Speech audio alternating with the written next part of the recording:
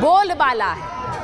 Justin Trudeau Khalistan समर्थन से सरकार बनाए और इसीलिए खालिस्तानियों के समर्थन में वो खुलकर आ गए, इसीलिए भारत पर आरोप लगाते हैं। लेकिन वहां जहां पर ये सब कुछ हुआ, वहां कैसे योगी आदित्यनाथ के बटेंगे तो कटेंगे की गूंज है, आज महाभारत में आपको बता रही हूं। योगी आदित्यनाथ ने एक नारा दे दिया, बटेंगे तो कटेंगे, और उसके बाद कनाडा में भी योगी आदित्यनाथ का यह नारा छा गया है।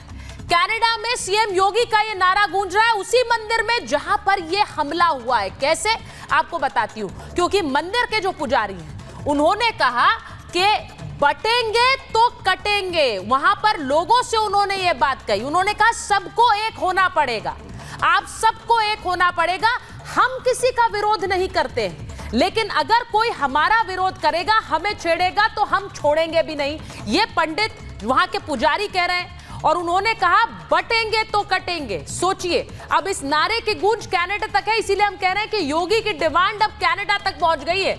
यह हमला कनाडा के हिंदुओं पर नहीं है, यह हमला दुनिया भर के हिंदुओं पर है।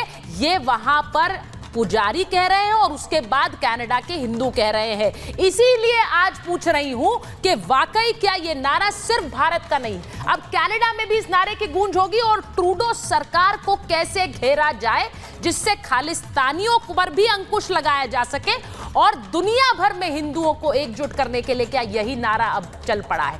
एक रिपोर्ट आप देखिए।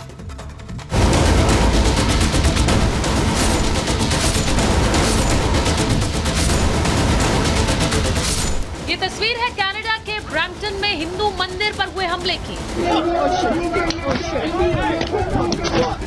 खालिस्तानियों को कनाडा में कैसे खुली छूट मिली, लेकिन तिरंगा लिए लोग भी पीछे नहीं हटे। कनाडा से आई तस्वीरें बताने के लिए काफी हैं कैसे कनाडा में खालिस्तानी समर्थक बेलगाम हो गए हैं।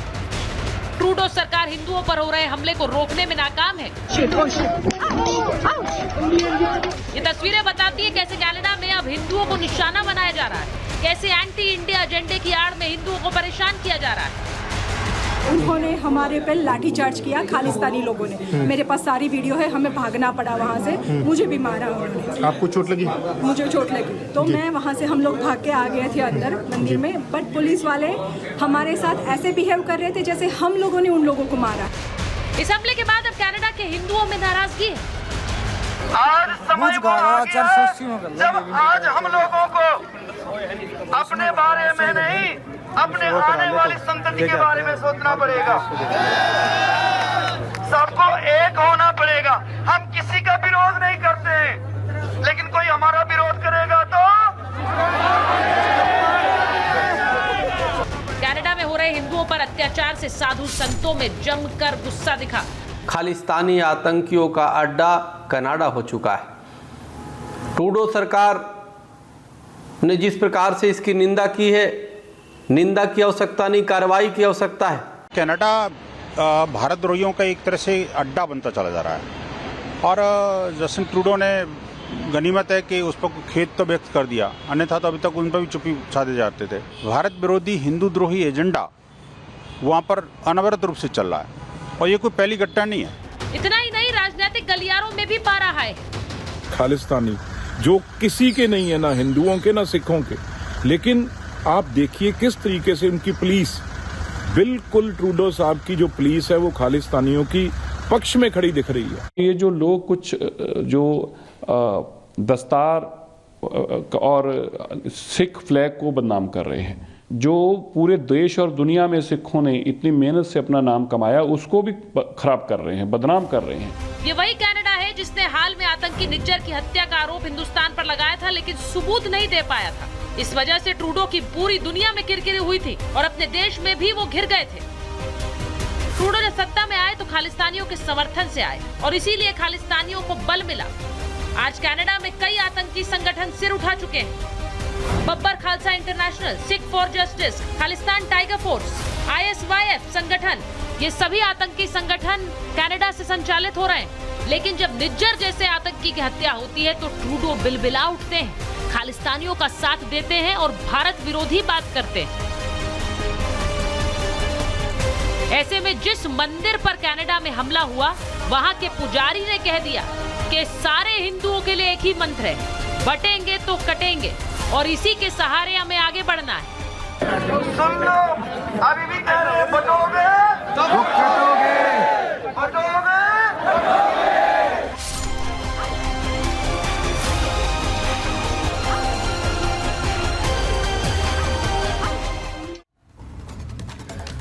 और मेरे साथ महाभारत में जो मेहमान है, परिचय आपसे करा देती हूँ। मेरे साथ बीजेपी के प्रवक्ता अरविंदर सिंह लवली जुड़ रहे हैं। हमारे साथ जुड़ रहे हैं फॉर्मर एम्बेसडर दीपक वोहरा, जिनको आप स्क्रीन पर देख सकते हैं। आचार्य राज मिश्रा स्टूडियो में हमारे साथ हिंदू धर्मगुरु हैं। प्रेम कुमार जी वरिष्ठ पत्रकार हैं। परमिंदर सिंह सेठी जी हैं, राजनीतिक विश्लेषक हैं।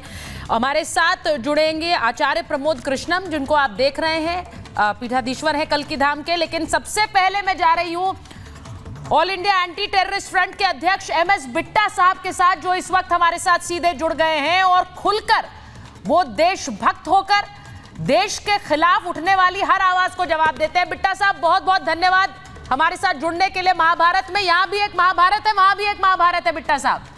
और आपने देखा कैसे मंदिर में हमला हुआ है, वहां हिंदुओं पर हमला हुआ, खालिस्तानी झंडे लेकर नारे लगा रहे हैं। ये हो क्या रहा है?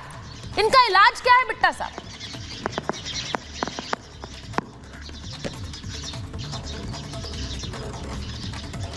बिट्टा साहब को मेरी आवाज आ रही है? बिट्टा साहब, आपको मेरी आवाज आ रही है?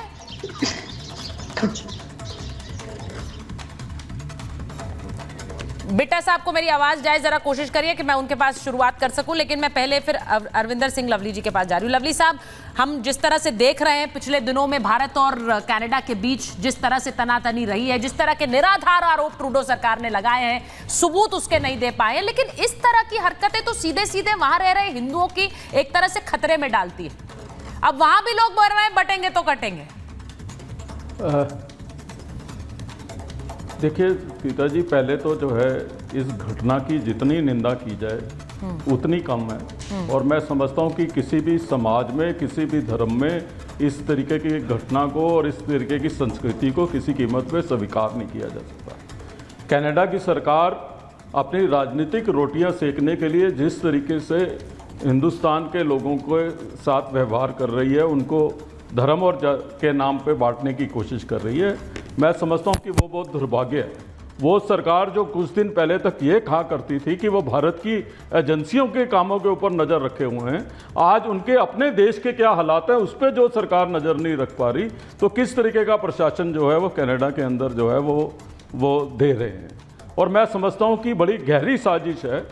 ये साजिश इसलिए है कि इसकी आंच कहीं ना कहीं हिंदुस्तान तक पहुँचाने का काम जो है ये करने की कोशिश की जा रही है। लेकिन ये भूल रहे हैं कि ये देश उस संस्कृति का देश है, और ख़ास करके सिख धर्म, जिसको गुरु नानक देव जी ने ये कह के बनाया हो कि हर धर्म और जाति की इज्जत करनी है, अव्वल अल्लाह नूर उपाय कुदरत के सब बंदे।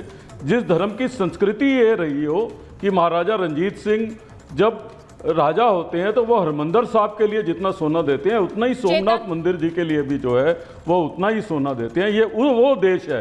उस देश के लोगों को अगर कनाडा कि पॉलिटिशियन ये समझते हो कि वो धर्म के नाम पे बांट के कमज़ोर कर देंगे, तो ये बहुत गलतफहमी है उनकी। और हमारे देश के प्रधानमंत्री किसी भी कोने में रहने वाले भारतीय को अकेला नहीं छोड़ते, तो कनाडा में रहने वाले भारतीयों को भी ये हमारी सरकार किसी कीमत पे अकेला छोड़ेगी नहीं।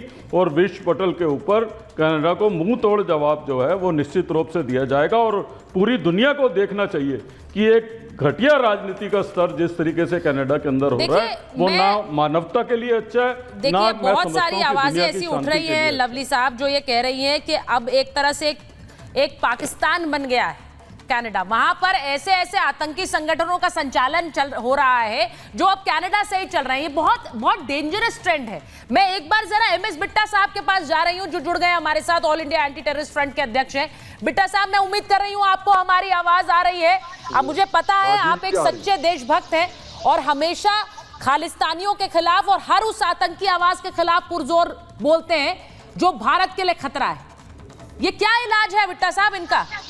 देखो, मैं वंदे मातरम बैदी, मैं अभी गुजरात में किसी गांव में हूँ, मंदिरों से मत्था टेकता हुआ मेरा 6 दिन का कार्यक्रम था, है ना। तो मैं 2 दिन के बाद दिल्ली लौटूंगा। मुझे बड़ा दुख हुआ ये जो घटना हुई, बार बार जब आपसे मेरी डिस्कशन होती है, आपसे मेरी बातें होती है, हम डिस्कशन में बैठते हैं, मैं बार बार उसी लफ्ज पे खड़ा रहूंगा।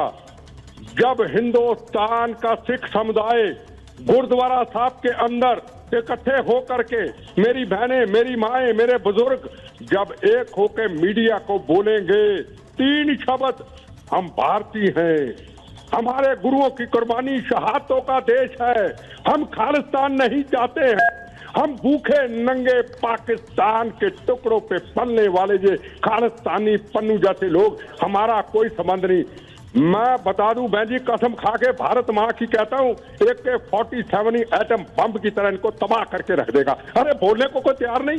अगर लवली जी बोले, मैं बोले, RP सिंह बोले तो क्या बोले? हिंदुस्तान का मेरा सिख भाई बोले, मंदिर हमारा सबका है। आप गुरुद्वारा साहब, हरमंदिर साहब में अभी अपना कैमरामैन भेजिए, बाहर खड़े कीजिए।